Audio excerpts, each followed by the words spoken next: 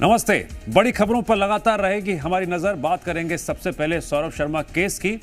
जब बात होती है इस केस की तो फिर यह भी समझिए, काली कमाई हो या झूठ से बनाया कैरियर हो, ज्यादा दिन नहीं चलता है। सौरभ शर्मा केस में यह समझना पड़ेगा। फर्जी सर्टिफिकेट मामले में अब बड़ी कार्रवाई हुई है। सौरभ शर्मा और उसकी मां पर एफआईआर दर्ज हुई है। अनुकंपा नियुक्ति के मामले में यह एफआईआर हुई है।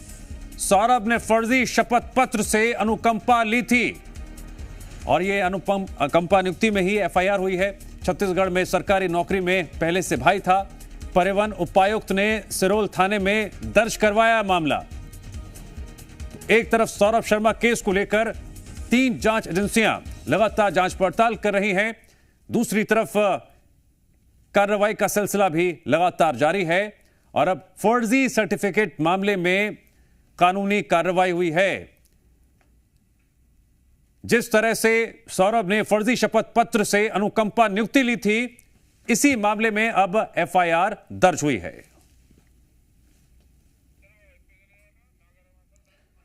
जी मीडिया संवाददाता अनिल नागर जुड़ गए इस खबर पर और अधिक जानकारी के लिए। अनिल, क्यों यह ना कहा जाए कि सौरभ शर्मा केस जिस पर कानूनी कार्रवाई तो जारी है, एक केस स्टडी भी है कि किसी भी तरह से झूठ से अगर आप कैरियर बनाएंगे और जब फर्जीवाड़ा सामने आता है तो फिर उसका अंजाम क्या होता है, पूरी दुनिया, पूरा देश देख रहा है। देखिए, बिल्कुल दिव्यांश, सौरभ शर्मा फर्जी तरीके से परिवहन विभाग में सालों तक नौकरी करता है और वो परिवहन विभाग में कांस्टेबल के पद पर रहकर करोड़ों रुपए की काली कमाई करता है और इसका खुलासा तब होता है लोकायुक्त की टीम सौरभ शर्मा के घर और दफ्तर में छापेमार कार्रवाई करती है तो करोड़ों रुपए की बेनामी संपत्ति और कैश और गोल्ड मिलता है और इसके बाद अलग अलग जांच एजेंसियां सौरभ शर्मा की जांच में जुट जाती है और कई एक के बाद एक चौंकाने वाले बड़े खुलासे होते हैं।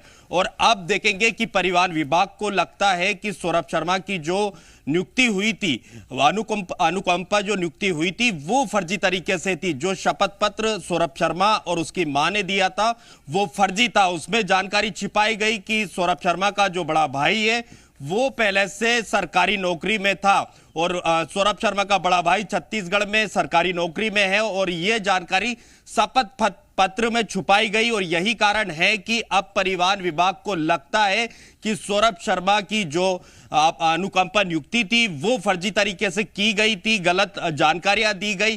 सालों बाद ये परिवहन विभाग को लगता है और अब ग्वालियर के सिरोल थाने में इसकी शिकायत परिवहन विभाग की तरफ से की गई और एफआईआर दर्ज कराई गई है। तो सौरभ शर्मा और सौरभ शर्मा की मां उमा शर्मा दोनों पर एफआईआर कर ली गई है। अब आने वाले दिनों में देखना होगा कि क्या कुछ और कार्रवाई सौरभ शर्मा और सौरभ शर्मा की मां पर देखने को मिलेगी। हालांकि अब तक सौरभ शर्मा के मामले में यह पता नहीं चल पाया कि मेंडोरी के जंगल से जिस कार से 52 किलो सोना और 10 करोड़ रुपए कैश मिले थे, आखिर वो किसके थे, जबकि अलग अलग जांच एजेंसियां पूछताछ कर चुकी है। उसके बाद भी अब तक यह खुलासा नहीं हो पाया कि आखिर ये गोल्ड और कैश कानूनी कार्रवाई बदस्तूर जारी है। लेकिन सबसे बड़ा सौरभ शर्मा केस में फिलहाल जानकारी के लिए आपका शुक्रिया।